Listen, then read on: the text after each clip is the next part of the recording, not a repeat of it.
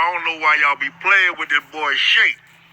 But if y'all be on this mile and this yak like your boy Shay, gonna throw it up there. Put him out. Cause you know Shay be on these miles and this yak hard. Hand me the Black 'em Out. Black 'em Out fucking podcast. It's just me, Black. We have a really fun, hot cast. Me, Dave, and our boy Lyall Behrens. Very funny LA comic. Hot cast. It was so hot. The first hour of the recording went to shit. So we recorded a 2-hour episode, but we only got the last 48 minutes. So that's why it's going to jump cut right into our conversation. It's a good episode, so watch it. Love you. Bye. We back. Had some fucking technical difficulties. But, okay, we were last talking about the most, what do you call it? Not racist, but a crazy experience you had at a casino. Yeah, in Oregon, yeah. The most away game. Yeah, right. Where you were the most out of your element. Yeah, so it's like that, and then it's really the casinos because, the people that go to the casino shows that, live there, they, that's their entertainment. And they just go to the casino every night. They go there to have a drink. They don't even gamble. They go there to have a drink. They go there. That's their nightclub. Everything just takes place in the casino. So when your life is like that, that's just that's so out the norm for me. Yeah, that must be a hella sad existence. Going to one place for all of your entertainment. Yeah, and it's it's you hear the slot machines and it's old people and it's truckers that have been popping uppers and Is not a and then there was the casino that's in Reading. There are these people that came and they look good. They got themselves together. They look like it's a group of white dudes, Mexican girls, and they women. I mean, they're all over 35, over 40, but no, they look like they was going somewhere. And it's just oh yeah, this all takes place in this one place. Because then it's what's the nearest place? I don't know, a 2-hour drive to Sacramento or some shit. That's it. Mm-hmm. Oh, Humboldt. That was probably the worst one. Mm-hmm. I headlined this the theater in Humboldt, and during the day, it was the shit that happened before the show that made me be I want to get the fuck out of here, but we got to spend the night because we're so deep in, and we got in, and then we went to this bar, long bar, and then we're all right, just get a drink. We're off the road. Bartender goes up, how you guys doing? And just walks all the way to the end of the bar. We're and has a conversation. This is so racist. We've been here 5 minutes. So we're fuck it. We gonna go to the market, get some beers, and we in line. And then while we in line, this dude comes up, looks at me, and goes, Muslim. And keeps walking. I was this is some racist shit. And I was not even Muslim. Not at all. Not at all. I do the pork, the white women, the liquor. Bring it on. So then that's funny. So then we're at the show, and the venue was way too big for it was probably I don't know, maybe it's 40, 50 people in there, and it probably holds 300. Mm-hmm. So the ceilings were too high. Shaggy was playing there a few weeks later, but so then I'm on stage, and nobody's really doing well. I'm not even really doing that well. And then I'm you know what? This town's fucking racist. And I'm not bombing. You guys are just racist. And then it turned around after that. It was crowd work, riffing. But yeah, and then after the show, the dude who was bartending was I own that bar. Drinks on me for the rest of the night. I'm so sorry. But you talked about that experience. I did. On stage. Yeah, and I just yo, fuck your town. You guys suck. Yeah. I feel sometimes, you just kind of got to talk shit to the people if they're not kind of giving you. You got to do that Bill Burr in Philadelphia. Oh, that's thing. right. Yeah, that's when you grow a pair and fucking learn to. I tried to do that when I was in Portland. 7 minutes. Why you trying to do that in Portland? That's where you take the stand. Fuck you, vegan cookies. You made them cry, probably. What about Portland? Pretty much damn near every show in Portland was solid, but this was oh my gosh, this was first of all, this was it was a black show, not that it was kind of diverse. I think it was majority black, but the show was I was not set up to succeed. The show was supposed to start at 8, or 8:30. or whatever. It's a the black fuck. festival. We know what happened. Either way, I didn't go up till 10:30. Yeah. I did not go up till 2 hours into the show. Respectfully, I did not know the lineup. There was no lineup. I did not know how much time I was doing. This was outside of the festival. The festival, everything was smooth. Oh, my God. But yeah, this was out because I was trying to do shit outside the festival, and for the most part, everything was fine. Like a lot of the producers were really receptive to having me on the show.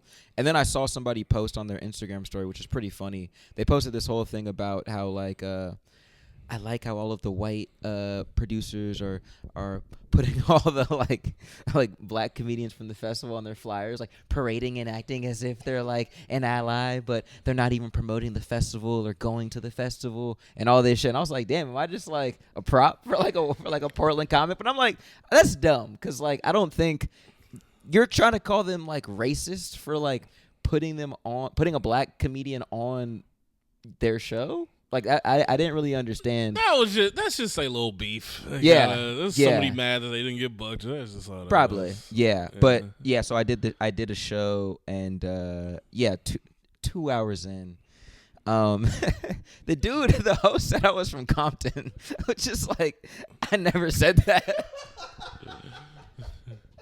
Like he's like, this nice comedian coming all the way from Compton.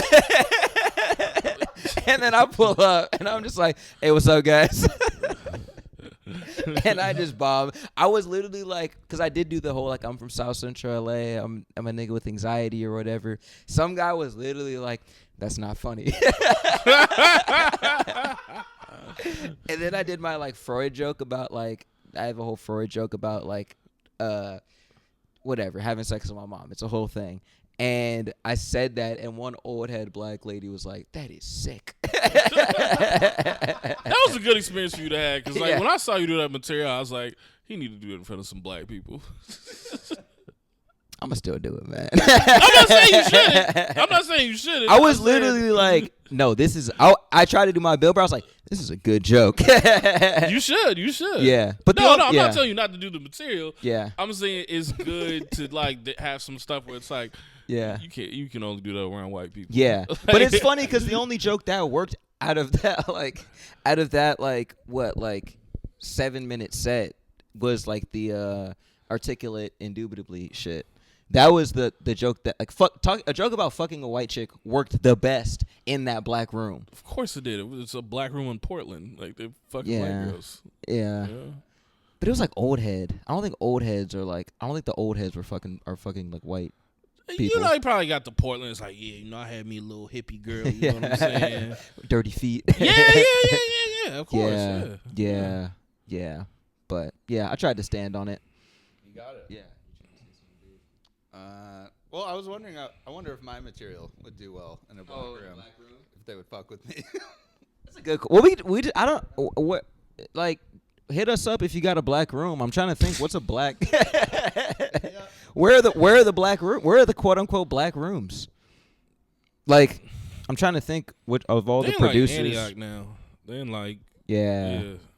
I did a show in Brentwood. That was like probably the closest I got to like a black room, just because like it was like it was low key. It was a good amount of black and white, but it was just definitely some old head black people. But it was relatively diverse. But they were just like, because I feel like when we say black room, we just mean like a crowd that'll like chirp at you, essentially. A crowd what? Like that'll talk Oh. shit to you if you're not doing well. Yeah. Like, bro literally said that's not funny. And I was like oh, anxiety's kind of funny. And then I just moved on. Like I feel like I probably in hindsight, like I'm like, should I just have been like as dirty as possible? Like I don't know. No, that's not. Yeah. That only works if you like Asian or white, and then because then there's like a version of like being a white mammy or an Asian mammy, and you like, what the fuck is up? And then it's just like, oh, I like this goofy white boy. I like this. Yeah, it's like, you all right, white boy? Yeah. I was watching what's his name? I forget his name, but he said he's a white dude and he grew up doing black rooms, and he said the best advice is watching the Bernie Mac set where he's just like, I'm not scared of you. He's like, that's the best shit. It's like yeah, channeling that because they can they don't. What I've heard is they don't fuck with like the self-deprecating, like, oh, I'm sad, and like. Yeah. What do you think about that, Lyle? Of course, yeah. Yeah. It's not relatable to black people. Like, Yeah. like I'm a nigga. I don't get pussy. Like, like that's not our Yeah. shit. You know? Yeah, that's a good point. Yeah, they want to seek more confidence. Yeah. But it's also like I do think like when you really understand comedy, it's like kind of the same because they're like these like super clean white comedians that can do well in a black room, and it's also like when we say black room, we also got to know what we mean. Like, do we mean like older black Essence Jazz Fest type black room? Do we mean like younger black room and where like if you drop a Drewski reference, like No, not that. I think that's easier. I would say like old head, like Unk type rooms. So Unc and Auntie, Essence Jazz Fest. Yeah, okay. If we talking that type of room, then it's like, because sometimes like they're just old and cold and they just want to hate on a young nigga. Like, I've been in that position. Yeah. But then it's like, but if you really got material and relatable stuff, it's like the same stuff that works there will also work with some older white people. It's weird. Yeah. But it's like, because at the end of the day, it's like, okay, what do you like? This material that works there, it's like about family. Mm-hmm. It's about travel. Obviously, like, stereotypes will do well. Obviously, current events will do well. But it's like you gotta have the attitude and you gotta have like the jokes set up and you also gotta perform them well because they come in wanting like a show. Yeah. Like I really would just call it like a Tommy T's type crowd because Mm-hmm. it's like Tommy T's. You have the suburban whites and then you have the aunties and unks coming in there. So it's like so you can't go up in there, sit on a stool, put your hands in your pocket, and be like, "Yeah, I mean, I don't know, I'm just kind of." You gotta be like, "How you guys doing tonight?" Like you gotta come in with some showmanship. Command the room, yeah. And I think that's and then like with clear jokes and this like this relatable. You gotta. I think it's also like those rooms are hard to do as a younger comic because you don't have as much life experience. Yeah. So you can only talk about so many things. Mm-hmm. For me, I did well when I was young, but that's just because I had all the impressions that I used to do. But that's why it's good for comics. So like you went to Puerto Rico, right? Yeah. Like with your girl, like even if you never do a bit about it, that's good because you need to have experiences that your audience has. For sure. So it's like even if you never do, it's like you're gonna be performing for a bunch of people that know what it's like to go on a vacation with your girl, and you're doing a bunch of shit that you don't want to do, but she wants to do, and then you want to have a date of yourself. Like you gotta have these experiences, and yeah, yeah. That's why it is cool. I feel like the aspect of being on the road, because like you get to experience how different people live. Like get to see how people live in Portland. Get your stories, and then you get to see it's kind of all the same too. Yeah. Like it's all the fucking same. Yeah. I do. Yeah. I was in Milwaukee and I was waiting on the show. I got in and then I was at like this Asian restaurant and I'm chilling, talking to these older white people. And like, oh, there's this area and I was grumpy that day. And they're like, "This is an area you should check out." It's like, let me guess. It's warehouses. There's some fucking breweries. There's some bullshit art. It's like made out of like old TV sets or something. I'm on the ballpark and like, yeah. And they had never met like a surly black man before, and they're just like, "I didn't know they came in this flavor." And they're like, "Yeah, that's pretty much it." I'm like, "Yeah, I know. I've seen it." That's funny. Yeah, you kind of run into the same types of people. It's like there's the bartender guy, and then there's the shot out person that just kind of runs around and just knows everything that's happening, and then they'll just take you to a bunch of places. And like I have people in certain cities that I like I'll tap in with like when I'm in their city, and it's funny because like when I have a lady, they're like, "How do you know him? How do you know him? How do you know them?" And just like you just go to these cities, and then they're who you tap in with, and they show you around, and they're kind of annoying, but they're like the little mayor of their area, and some of them are annoying, and then some of them are like really cool. Is there like a room or like a demographic that you don't think you can do well in, or you think you can pretty much see the room and be like, all right, let's get it? Not do well in. No, I don't. Not anymore. I mean, who would I say I don't do well with?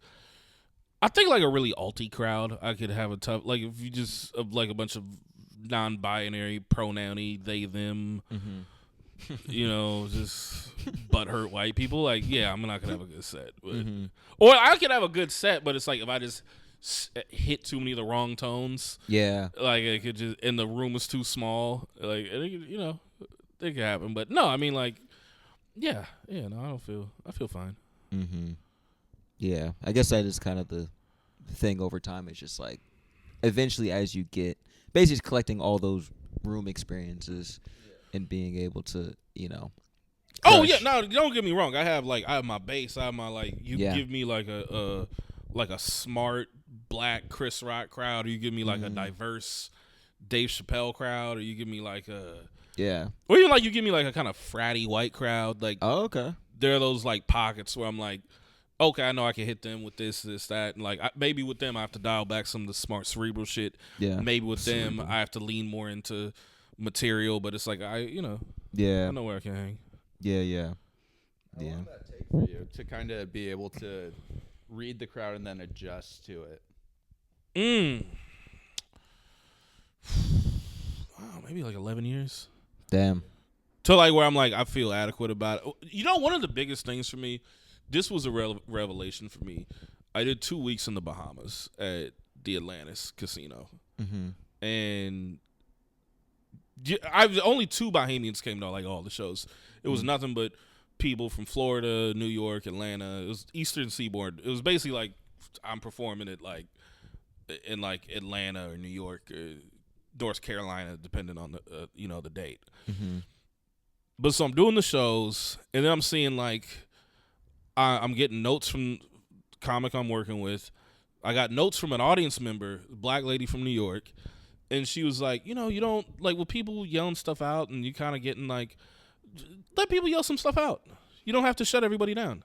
And I had like that natural comedian reflex, like, what the fuck do you know? Yeah. And then I'm just kind of like, yeah, people are having fun. I do need to like be more open. And that was the transition. That was like 2022. Mm-hmm. And that was the transition from when I went from being less on defense and more on offense. And I was like, okay, yeah, yell some shit out. Now, I'm not going to let you just take over the show. I'm still going to have my crowd control. Yeah. But I also, like, I was going through sets at one point during the pandemic, and I was like, wow, I am way too fucking defensive, and I do have some bad habits. So I would say, like, 2022, started 2010, 2022, I think I got a lot of my bad habits out of my system. So it took, like, probably about, 12 years. Damn. Yeah. I was still a good comic, but I mean, Yeah. it's just like fine tuning certain things. Yeah, like and the just, very, like, minor things. And that was the thing that was really holding me back, I think, for a Yeah. long time, because I'd have these sets, and I'm just like, it would just be kind of clunky, and it was like I could never. And every like for some comics, like they just a joke won't hit, or they'll have like a little side riff, and then their confidence will just be blown for the rest of the set. And other comics, it'll be like they're just too monologue-y, and it's just you're just saying your jokes at people instead of to people. Yeah. So everybody's got point. their hump they got to get over. Yeah. What type of advice would you give to newer comics? In terms of what? I guess. Well, I can tell you some advice I told to a comic in New Orleans. Yeah. Where it was, I told him, move the fuck out of here. I was about to say, yeah. New Orleans is the worst comedy scene ever been. I feel like everybody says that. Yeah, that's fucking Mark horrible. Norman says that. That's funny. Yeah, he's from there. It makes sense. Yeah. I told him move out of here, and I told him, I mean, because I think with comedy is a few things, like skill set wise, because it's also like where you live, because you can't give a comic in L.A., New York, and Chicago the same advice you would give a comic in the Bay, the same advice you would give to a comic in Indiana. It's like different career goals. But I would say the one thing is, I think in the beginning you should just, on a skill set level, have a fucking killer 10. Yeah. Just a killer. By undeniable. what time? By what time frame? Is it like 2 years? I mean, I think by a year and a half you should have a 10 that just works better than everybody at like whatever bar shows you're doing. Yeah. Yeah. Like, I think that's because that's like how you stand out, honestly. Yeah. Is just have. Is your 10? Yeah, but I would say, I mean, like in short though, I'd say I think by my overall advice would just be, I think by 3 years in you should work to be like a really good host. Okay. I think by 5 years in you should work to be a really good feature / bar show headliner. And I think by 10 years in you should figure out what you want. And then Yeah. what lane you want, what you want to sacrifice, what you don't want to sacrifice, and Mm-hmm. because I mean, like, say because I know comics that have been here in the Bay for 10 years, and it's like they're in their rotation of shows. They like make their money, and they got like, you know, Yeah. they make so even if they got like a full-time job, it's like off comedy. Like let's say you make like I don't know, like 15 to 20 grand a year off comedy. Yeah. It's not bad. It's not bad. It's not bad on the side. And you got a cool little life. And then it's comics where it's like, they make maybe just living up here, maybe they make 40 to 60 grand a year. Also not bad. Yeah. But it's like there's also a ceiling on what your career can be because you got to be up here all the time. Yeah. So it's like, figure out what you want, what you're willing to sacrifice. And, Yeah. It's a good. Yeah. But that's like, I think that's like year 8, year 10 shit. But I think the first few years, it's just about getting the skill set up. Yeah. Now, if you're talking personal stuff, I think like that's a whole nother conversation, like relationships and all that other stuff. What do you mean, like getting in a committed relationship? No. I mean like relationships with other comedians, like how you relate to other comedians. Because like I said, most of what you get in this is going to be from other comedians. Like most of your opportunities. Oh, for sure. Yeah. Yeah, that is. I feel like a lot of the relationships we've had since starting is, I mean, mostly organically. Like meeting at mics, and then people will see you and be like, "Oh, come do the show," and then you kind of do the run of like the smaller local showcases, like the weekly shows, kind of like how Maze was before Maze got like shut down or whatever. And then you keep progressing, and it seems like there are different tiers of shows that you can do, and it's like I feel like we're cool with a few of the people who are running these like shows that are at the higher end of that spectrum, but we're just not on them yet, because time or new booty. Yeah, exactly. There's new booty. Yeah, you just gotta keep coming around. Yeah, that's true. Just showing people The new booty. Yeah. Yeah. yeah. Give me that booty. Show your ass. Booty is the most important. But that's why. But that's why I say having like a killer 10 is so important. Yeah. The thing that really helped me was I got some real at Purple Onion. That was our spot. Oh, okay, right. That was the spot we perform at. Bring your shows there. Mm-hmm. Is Zach Galifianakis the one with the piano? He did a special there back in the day. Oh, okay, nice. I'm looking at you because I felt like you would know about that. How old are you? I'm 32. Okay, yeah. We're closer. Yeah. No, but the stand-up special he did at the Purple Onion, yeah. But I got some really good tape there. It got me booked on a lot, and I'm wearing a suit in it, and it's still online. And that got me a lot of work, and I think like just having a really good clip, like a good 10 minute. Because comedians now don't even know how to get booked. It's like, why are you sending me a 3-minute reel? Why are you sending me a YouTube short? Yeah, like, this is, yeah. Don't send me crowd work. Don't send me that. Like, send actual fucking material and all that. And and comics don't know how to like just the basics of professionalism of how to contact people. Because I think so many comics in local scenes now, it's become so casual with how to approach getting stage time. I don't want to be like in my day, but there was more of like an emphasis on how to send somebody an email to get on. Because it was assumed it's like a work email, and then like in terms of the structure, and then they send like a YouTube video, and it's like a 5-minute set typically, or 5 to 10. Yeah, I'm wondering how. Because I feel like it is pretty simple. Well, I guess, and you did kind of help me like tweak the messaging a little bit when I was sending out messages for Portland. But I feel like it's not that hard to just send somebody a message and be like, "Yo, I'm trying to like, I would love to do your show. Here's a clip." Like, especially now with ChatGPT, I feel like you can just thank you. You can just thank you. Yeah, I had to copy my shit from some white man comedy blog and be like, "This is the format." Now it's but at least like that shows you care. Because you're looking for the best way to message or reach out to somebody. You want to look serious. Yeah. That's why even like, I mean, because comedy is like, even like how you dress matters.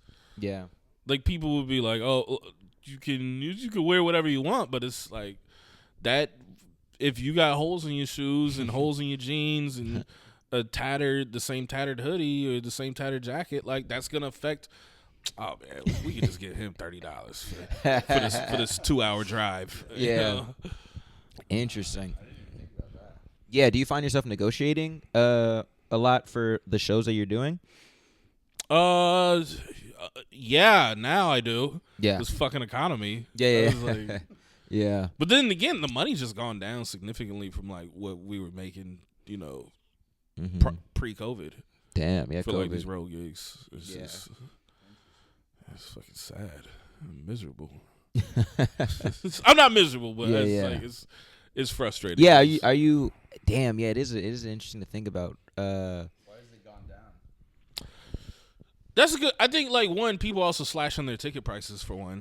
Okay. So there's that. So it's like it's funny because like you feel inflation everywhere but the comedy show ticket. For sure. And it's like it's still $20 to $25 and tickets ain't $30. 2 drink And- minimum. Yeah, so it's like it's hard to. So the fact that like expenses are rising, but then the ticket prices aren't really rising. That like I think that's one component. Yeah, Also, yeah. there's just more fucking comedians ever than there were. Yeah. There's hella. Well, so for like me, like I like a lot of the gigs that I used to be able to do with the shorts taking over, with like when short form content became king, and there was comics that were like had been doing it less than me, had less credits than me. All of a sudden, they got fucking 75, 100K followers. Yeah. And it'll be like, okay, let's have this like 100K follower person that might bring in some people, that might not, as opposed to this like tenured comedian that we've been knowing forever. Yeah. Like let's, and then the standards change, and it's like if you don't meet that standard, you kind of out the way. Damn. So you think the quality of comedy has taken a hit because of the clubs or whoever values the the followers over the actual Well, yeah, content. that's the thing that for me, like just from that violent jump of March, May, April 2020 to then reopening, let's just call it 2022. The violent fucking interstellar jump is the fact that you have so many comedians that really do have an audience or a minor audience, or just looks, or like if you just see like 20K followers on Instagram, you'd be like, oh, they might bring 15 people, and it's like they're not. There's people with 60K followers that ain't gonna fucking Can't bring bring you anyone. one person. Yeah. But it's like, well, maybe, and it's Yeah, you have to. I feel like you have to have clout off a very specific type of content in order to get people to pull up to you. yeah. Like that. That Payne Rudy. What's his name? Payne Rudy guy. He does he has a very specific style of skits that he does that works as a really good funnel for people going to his shows. Like I feel like if you're not, I feel like you can't have, because a lot of people who get famous off reels or whatever the fuck, it's not off of purely stand up. Especially black comics like people doing like hella skits. You mean? or reaction videos. Oh yeah, that's a good point. It's like I think about all the black comics. I'm gonna sound like I'm firing shots, and maybe a little. But all the black comics where it's like they've just gone up off of stand-up reels, they kind of do a white-leaning style of comedy. And some of it I think is funny. I think they're talented and all that, some of them. But it's like... What do you mean white-leaning? Like catering to white people? I don't think they're going out of their way to. I just think that's naturally like, their style. Yeah. But that's what I see works. Whereas then like comics that are maybe a little bit more urban or just in the traditional black lane of comedy, is you got to do more. Yeah. So you gotta do your reaction video. You gotta do your sketches with the BBL model or some other I hate influencer, those. right? Yeah. Like so they never tag the bitch. You be in the comments like, "What's her at?" Yeah. And there's always just one perv warrior just like just finds it. I hate the people to be posting like the shit account. Like, dude, I don't want to see a fucking toilet. Like, we try to look at ads like, oh, here's the, and they post a link to like a dump in a toilet. Like, what's wrong with you? Ew. Oh yeah, I know what you're talking about. Yeah, it's the worst. I've never seen that. Wait, what is it? Because it's always like you want to know the girl's at, and then people post fake accounts, and it drives to like shit. That's great. Actually, that's great. I hate this so much. Good Damn. way to get engagement. It's probably why they don't add it. It's so people comment. Oh, for sure. Yeah, That's yeah. a good Build point. it up. Yeah, that's a good point. But that's like with I feel like the ultimate not funny, but it's huge on Instagram is Natalie Cuomo. she stinks, but she's kind of hot. So she just gets a ton of engagement on her reels. Wait, is she a comic? Yeah. Oh wow. She had a whole crash out. Yeah. She got famous because she had a whole crash out. Because, like, one, like, guy, because she, like, I guess one guy, like, mildly heckled her. Then she started turning up on him. Yeah. Then he turned up on her and kind of, like, got her. Yeah. And then she spazzed and was just like, no, look at me. This is my time to speak. This is my platform. And you're coming up here being a piece of shit, like, all this thing. But she's just like a mid-white chick that's just on stage, and it's like guys like it. I mean, welcome like, to LA. Yeah, like apparently, like I think she's open for like she's probably open, and she dropped a special, and that shit was I saw because there's also just as much as there's a rise of like TikTok comics, there's a rise of like TikTok comic like analyzers, you know, like so people who just shit on like just like.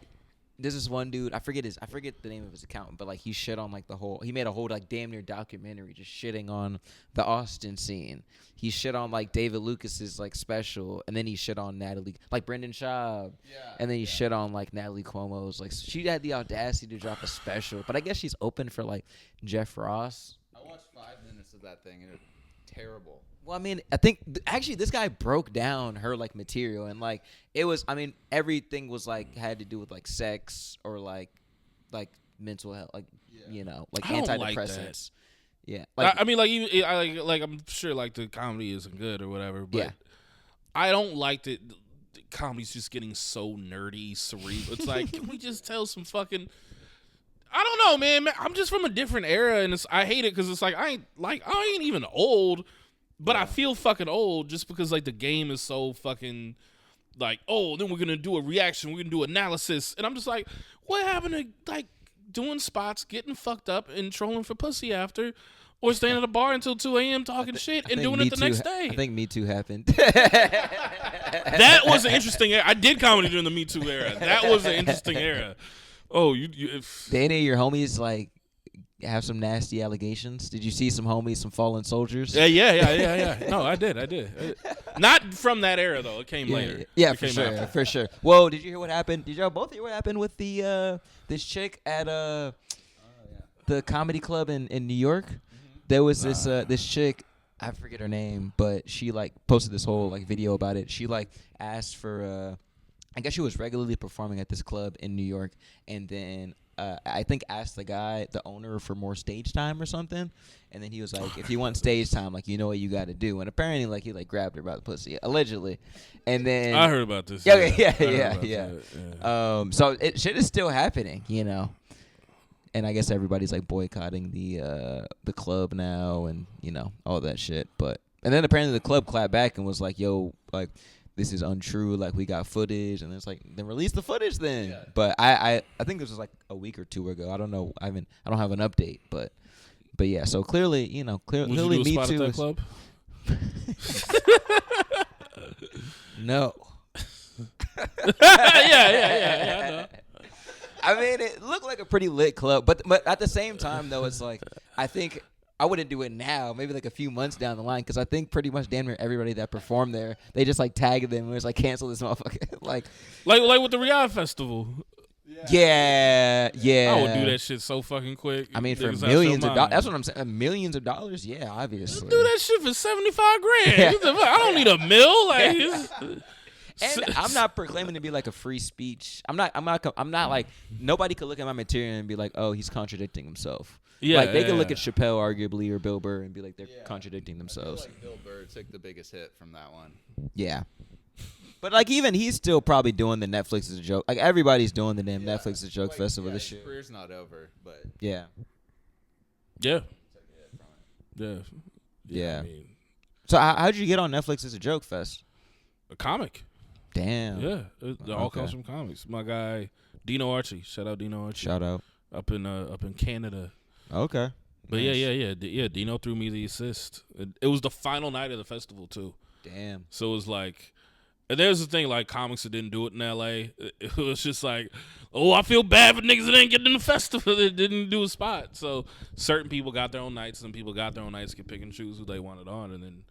Oh, okay. Yeah, because there was only so many nights that people. Yeah. People got it. Yeah. So that was his night, and he put you on the lineup. He put me on the lineup. How much time do you get to do? I think I did like 12. Nice. Yeah. It was a good time. It's a great time. Yeah, It's a hell great yeah. time. Yeah. Yeah. No, stayed out after, met some management. You know, Hell it was, yeah. it was a good night. Yeah, yeah. Just real Hollywood shit. If like let's say it was like a Netflix like after party or some shit, and you know like they were like, yo, like we want to make you a star type shit, like You about to talk about sucking dick right now? I feel like you about to. would you do? This like feels like where his head is. No, like what? Well, I've They grabbed you by the pussy. yeah.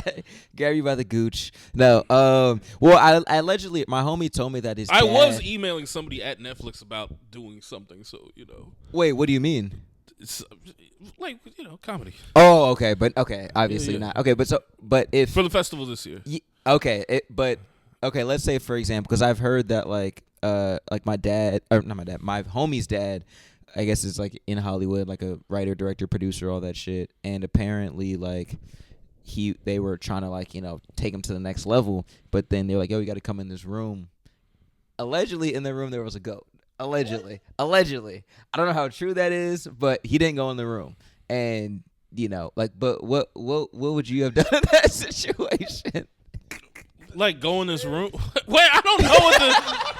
Like would I be like, it's a goat in there? Like, Yeah, would you go in the room? I look at a goat. Why not? Like, Okay, and then they close the door behind you. And it's like, hey, fuck this goat real quick. Get like two. nah, but I'll pumps in. slaughter it and make some Jamaican curry. Like I mean, get some peas and rice. Wait, so if they said you get two pumps in this goat, we'll give you a Netflix deal and a world tour and a TV show. Would you do it? Nah, I'd have to get it first, and I'd do it. Okay. Yeah, fair. yeah, So like- you would sign the contract saying, all right, you get all these things, and you Yeah, get yeah, you I'll get two be pumps like- in the goat. That's not a bad deal. Yeah. No, that's what I'm saying. It's for 2 pumps, just 2. No, of course I'm not fucking a goat. What are we talking about? What are you talking about? Fucking a goat. I don't. No, I'm not fucking a goat for anything. I'm not doing anything with animals or men. Like, no. That's great. Yeah. Fuck. Yeah. I would. That's fair. Yeah. Wait, you homophobic? What?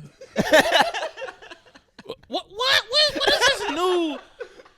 White women logic is seeped into you. Like, I don't want to do no gay shit. You homophobic? Like, but then if a bitch don't want to fuck me, is she real nigga phobic? No, like, Real nigga phobic. That's great. Fuck. Yeah. yeah, yeah. No way that's real. What? The goat. He told me. In Netflix offices, they just have a goat room. Have you seen Severance? I have. They got the goats. I haven't watched season 2. I think what There's really a be scene happening. where there's a fuck ton of goats. It's not like The Office. I think what really happens is just kind of like you just be at parties and just be like, some might call it power tripping, some might call it hazing, some Yeah. might call it a conspiracy. But I think motherfuckers in power just like punking people. I think that's really. Yeah. Well, I mean, Cat Williams attempted to, I guess, reveal that there was a whole kind of like. I don't believe everything Kat says, but yeah, Fair. That's fair. You got to take what Kat says with like 2 punches of salt. Yeah. You know, like I wouldn't. Yeah. Like, I mean, he just roasted Kevin Hart for- 300 books when I was 5. Like, Yeah. it's- Well, yeah, he said he could run like a 4.2 40-yard dash or some shit. That's where he lost me. Yeah, But- you know. But I mean, I don't think everything he says is bullshit, but it's also like he's in entertainment and he's Yeah. like, I'm sure that, I mean, he does arenas, but I'm sure that interview with Shannon Sharp, I bet he was able to up the ticket price. Oh, for sure. You know, whatever he's charging. So Well, his whole thing now is like, at least because his last special that he just dropped, like his whole thing is just, I know things that y'all don't. But like, it's not like, I don't. that's so not interesting. I mean, in terms of the special, yeah, it wasn't a great. I mean, I like his energy obviously all the time, but it's not like a great. Well, he doesn't do stand up outside of his touring. Like he works out his material in arenas. Yeah, that's weird. Yeah, he does. Like he's never done like because Kevin Hart. Like okay, you could say what like he's got 2 guys tightening up his stuff or whatever. Like say what you want about Kev, and Kev will go do the Laugh Factory. Kev will go do like a theater and a club and like run his shit. Yeah. Whereas like he'll just Cat like figures it out in the arenas, which I mean, hey, he's still selling out and he's still doing Netflix specials, so good for him. But just I think when people are like frustrated with the content, where it's like, well, how come your interviews more fire than your stand up specials? It's like, well, you got to run your shit. That's a good point. Yeah. You always got to do the work. I gotta go do a 10-minute set. I gotta leave in like a couple minutes. Okay. Yeah. Well, I don't know if you had any closing remarks or any advice for the people that watch this. We got 500 views on our last app. That's great. Just saying. Those good numbers, Yeah. man. Hell yeah. Yeah. Shout out Iman. We got Iman on. Had a good talk about comedy. But yeah, I feel like What country he from? What happened? What country is he from? Oh, I don't know. I know he's Persian. I don't know what country. Well, no, he's definitely from America. Okay, I don't know okay. where like his family is from. No, I wasn't trying to be funny. Like, just really, like, I thought about, like, there's one NBA All-Star game and, like, Zaza Pachulia was in the lead for, like, a minute. Yeah. And I was wondering, like, man, is that people from, like, back? Just because of his name. Oh, yeah, he's not, like, that foreign. Okay. Like, he grew up out here, like, in the peninsula. But I would assume his, like, great-grandparents probably it's came foreign from, to like... me being from Oakland. Yeah, Peninsula it's feels fair. foreign. Yeah, that's fair. Yeah. No, you said closing remarks? Yeah, like any advice? I feel because I was about to say I feel like I don't know who watches this. I don't know if it's like mostly Bay Area people, comics. I don't know, but You know, I found out comedians really consume like other comedians' podcasts. yeah, Because I just like I listen to podcasts, but I don't listen to comedians' pod. I listen to like Bill Simmons, Van Lathan, Joe Budden. yeah, Like, I just want to hear about sports, hip hop, like movies. culture. Yeah, Yeah, I'm like, it's because I'm just like, I want to get away from this shit. yeah. But I feel that. yeah, no, I'm sure it's a lot of comics who listen to this. I don't know. I mean, in terms of advice, I don't know. Y'all, like, I'm not good at, like, I don't like giving out just general advice. Yeah, it's fair. But I will. Okay, I'll tell you. Like the thing I told, just with relationships, is Yeah. like early on in comedy, is like these motherfuckers ain't your friends in stand up. Like, because you'll do all these gigs, you'll be in these car rides, you'll have these intimate moments, and you'll bond over these things. But it's like you may not be cool with somebody, and then like you kind of want somebody to take your side, and not on some mafia rap shit, but just kind of like, hey, this dude really did some fucked up shit, and it's like, yeah, but he booked me, and then you're in a photo with them, and then it looks the kind of way, and then Yeah. relationships change, and then you can. Like, I remember for me, when it's like when I just kind of stopped doing open mics and I was just doing book spots, and same with some of my peers, and then people I would see every day for like 3-4 years, it would be like, oh, I see them like maybe 6 times a year. Yeah, And so with some of them you appreciate it, with some of them there's more of distance. I would just say like, don't. And then when comics are like, a lot of comics are like dick riders and stuff, and I would just say, don't lean on these relationships too heavy. That would be one piece of advice. Like, you guys got anything you guys want to ask? I mean, what happened? you guys got anything you want to ask? Like, Nah, I feel like Bart and Uber, man. I feel like my main thing was just like kind of having certain like different time, like minutes of material for different like milestones, like but you kind of already got on that, like your first year, 2 years, just 10 minutes. Yeah, then- yeah. I think like your first 2 years, you should have like a really good 10 minutes. Yeah. And there's like the difference between like I have 15 minutes and I can do 15 minutes. Yeah. Because there's like 15 minutes. Because 15 minutes at like a home game bar show that you're at all the time. Yeah. Is not the same thing as 15 minutes at a Live Nation venue For or sure. at the Improv or Tommy T's. Yeah. And it's not the same thing. It isn't the same casino in a 15 minutes. Same 15 minutes in a casino where you're performing for people that don't think or live like you. Yeah. So It's true. it's self-awareness. That's the thing. I think too many comedians lack is self-awareness. Yeah. You Like gotta have yeah. self-awareness. Like I told you, it took me 12 years to realize like, oh, I'm too defensive on stage. Mm-hmm. And then like I could have, been like, fuck that, what that lady was talking about, and then I'd still be kind of, Yeah. just, like good. But I I went up some levels. Yeah. Hell yeah. Yeah, man. Fuck yeah. Do you got any shit you want to plug? Pause. It's not pause worthy. You're just looking for the pause at that point with the plug. Like, plug, butt plug. Like, we ain't even. Yeah, it's right there. I don't. Pause. Have you ever, like, done anything with a butt plug in your day? No. Not yourself, but like with a lady? No. Neither have I. Okay. And I've done toys, but. Like a rose? Yeah. Nice. But, like. No. Why not? No. They ain't into it. I mean, I'm not homophobic. Is Saint Bonaventure, dude. I'm not homophobic, but I'm gonna be honest. I can see why people be thinking I'm homophobic because I think I do think I give off some homophobic vibes. Fair. Would you think?